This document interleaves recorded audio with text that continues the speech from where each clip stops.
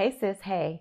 So recently we've been talking about recognizing and managing emotions and particularly understanding triggers that we may experience in life and why things set us off the way that they do.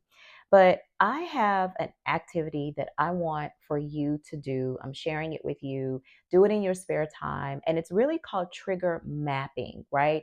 To get to the root of triggers.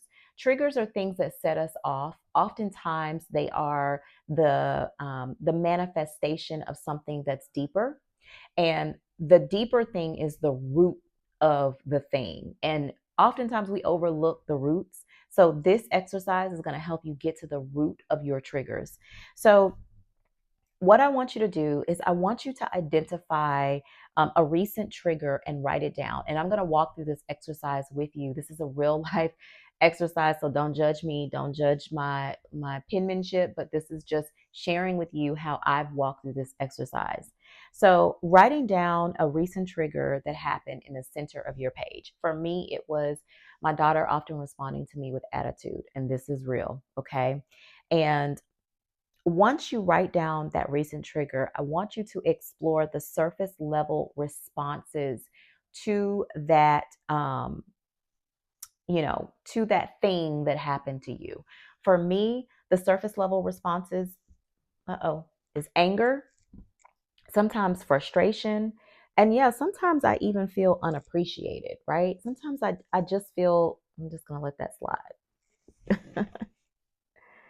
Sometimes I even feel underappreciated or unappreciated, right? So write those things down around the trigger response, okay?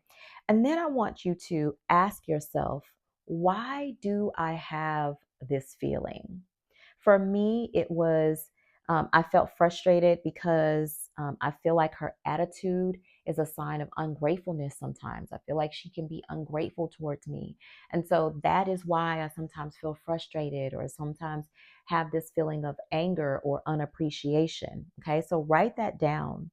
And then I want you to identify reoccurring themes or limiting beliefs that are surrounding that situation. For me, I have a fear of not being a good mother because I lacked having an example of a good mom. So that is a limiting belief that I've had around these experiences that I have with her and why it triggers me the way that it does. Okay. And then I want you to reframe the narrative. This is where it gets good.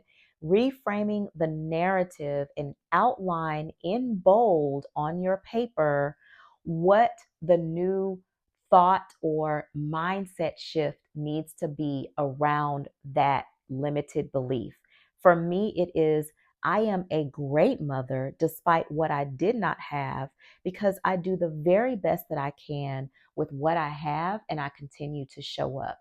That is my reframing the narrative that I'm not a bad mom, so I can get rid of the fear even when she shows up and she has an attitude or she is acting, unappreciative. I'm still a good mom and I'm still doing the best that I can. Okay. So that's my reframing. And then I want you to really sit and reflect on all of those steps. I want you to think about the insights that you gathered. Think about the lies that you've been telling yourself based on that particular trigger. And then I want you to ask yourself, how can I address that root? For me, addressing the root was one, understanding that this is a lie. I am not a bad mom just because my daughter shows up with an attitude. But then it also helps me to realize that there was some unhealed areas as it related to my own relationship with my mom that I needed to let go of, that I needed to heal from, and I needed to release in order to be the mom that I'm called to be and not to try to be anything other than that thing. Okay.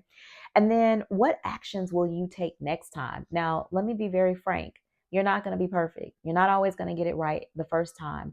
But doing this type of exercise and identifying what your triggers are will absolutely help you to maintain and have better balance in your emotions. So I really hope that this helps. I want you to try it. Let me know how it works for you. DM me, send me a message, email me, electelevation, info at electelevation.com, or just somehow let me know how this works for you. Talk to you soon. Bye.